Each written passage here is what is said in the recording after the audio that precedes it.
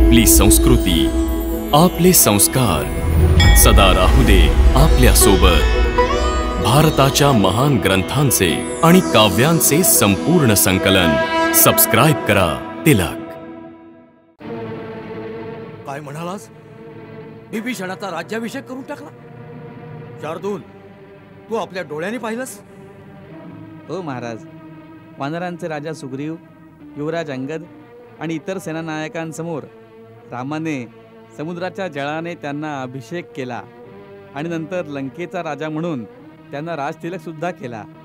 एका भिकाऱ्यानं दुसऱ्या भिकाऱ्यास सांगितलं, मी तुला विश्वातले सर्वात मोठे राज्य प्रदान करतो, आणि दुसऱ्या भिकाऱ्यानं पहिल्यास म्हटलं, मी तुला तिन्ही लोकांचा भगवान बनवून टाकतो।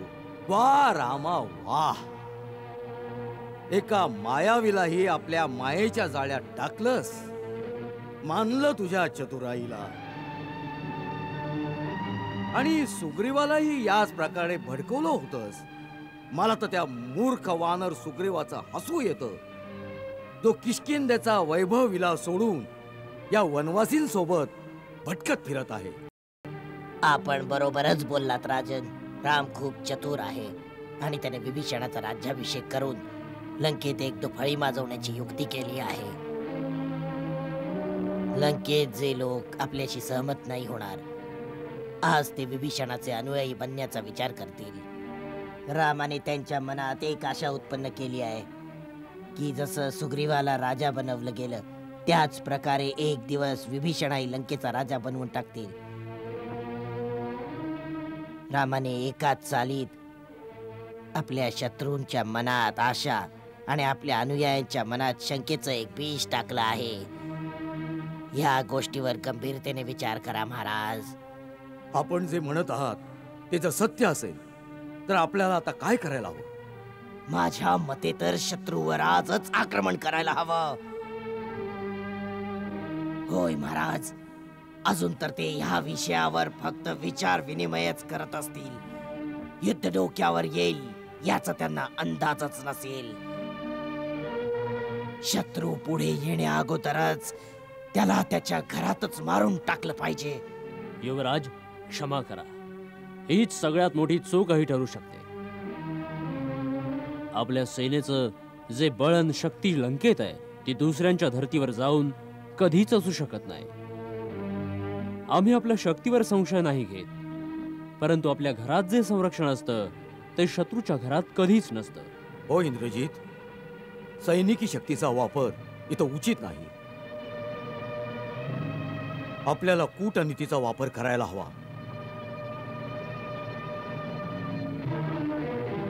जर आपण नर आणि वानरांच्या या युतीला कशाही प्रकारे तोडू शकलो, त्यात फूट पाडू शकलो, आपण जर सुग्रीवाशी तह करून त्याला आपला बनवला तर त्याचा हाच अर्थ होईल की आपण रामाच्या चतुराईला त्याच्या शस्त्रांनी उत्तर दिलं। बस, मग राम, लक्ष्मण आणि विभीषण तीन भिकारी एका आशाहीन जीवनासहित जगात भटकत राहतील।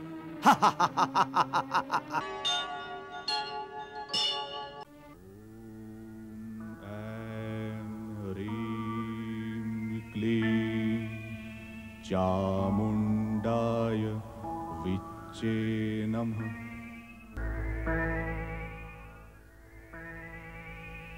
ओम ऐं ह्रीं क्लीं चामुंडाय पुत्रा, विच्चे नमः। हे कसलं अनुष्ठान आहे?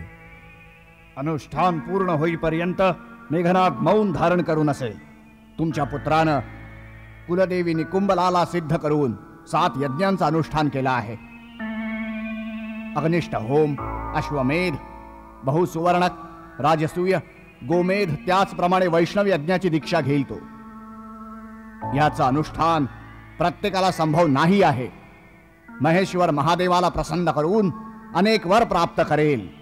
इच्छेनुसार चालणारा दिव्य रथ, तामसी नावाची माया, अमोघ बाणाने भरलेले 2 भाते, अजेय धनुष्य, शत्रुनाशक प्रबल अस्त्र तुमच्या पुत्राला प्राप्त होतील। नंतर 10 दिशांमध्ये तुमचा पुत्र इंद्रजीतचा सामना कोणीही करू शकणार नाही दशानन।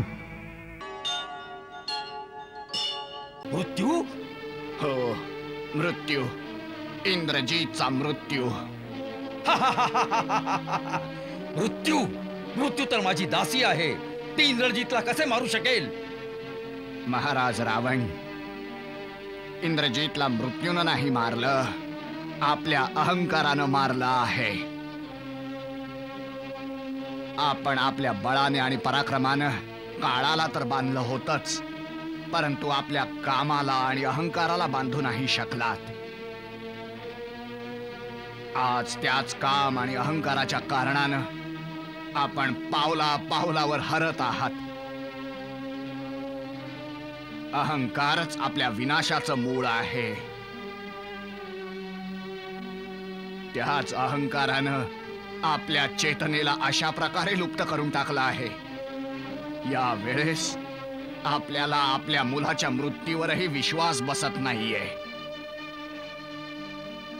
आपले कान ऐकत आहेत, आपला आत्माही जाणतो आहे की अंतिम मुलगा रणभूमीत मारला गेला आहे, परंतु आपला अहंकार याला मानायला तयारच नाही आहे की महाबली मेघनाद मेला आहे. नाही, खोटं आहे, खोटं आहे. तुम्ही सर्व माझे सेनानी नाही. शत्रू दलाला मिळून छद्मवेशात षड्यंत्र रचून माझं मनोबल कमी करायला आलात, माझं मनोबल कमी करायला आलात. परंतु मी अशा प्रकारे नाही तुटणार, नाही तुटणार, नाही झुकणार. मी तुम्हा सर्व लोकांची मुंडकी कापून टाकीन. कुणी असो, मी तुम्हा सर्वांना मृत्यूदंड देईन. मृत्यूदंड, तुम्हा सर्वांना मृत्यूदंड देईन. मृत्यूदंड मलाही द्या महाराज, द्या, मला पण मृत्यूदंड द्या. आज मी ही मृत्यू मागायला आले आहे आपल्याकडे महाराज.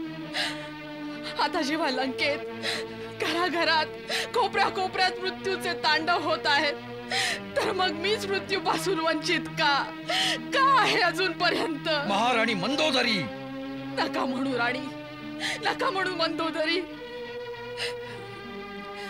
मी एक आई आहे, केवळ एक अभागी आई. तिच्या पदरातील फुलाला त्या बागेच्या माळ्याने आपल्या हाताने हिसकावून घेतलंय. तू वेडी होत आहेस मंदोदरी. वेडी मी नाहीये, वेडे तर आपण आहात लंकापती.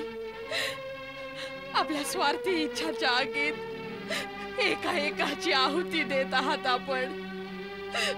आज माझ्या कुशीतील अनमोल रत्नाला, माझ्या परमपराक्रमी पुत्र मेघनादाला आपल्या वासनेच्या ज्वालेत ढकलून दिलत आपण. आपल्याच हाताने आपल्या पुत्राचा बळी देणारे क्रूर पिता आहात आपण महाराज.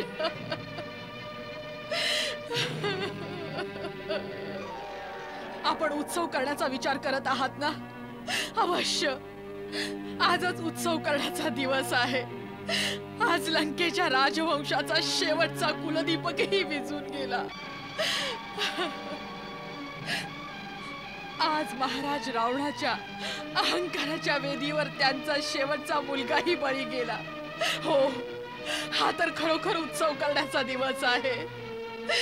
यमराजाच्या उत्सवाचा, मृत्यूच्या उत्सवाचा.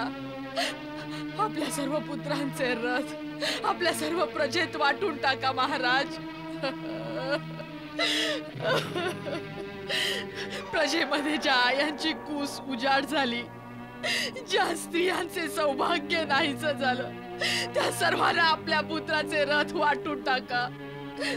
सर्व आया, सर्व विधवा स्त्रिया आपला जय जयकार करतील. साजरा करा उत्सव. प्रलाप बंद कर मंदोदरी. मेघनादाला कोणी नाही मारू शकत. कोण म्हणतो मेघनाद मेला आहे? कोण म्हणतो?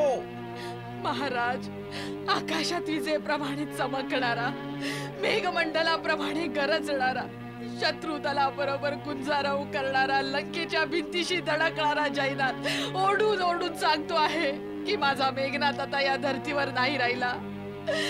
माझा इंद्रजीत आई आई बोलावणारा माझ्या मायेच्या पदराखाली आता कधीही नाही येणार. कधीही नाही येणार, कधीही नाही येणार.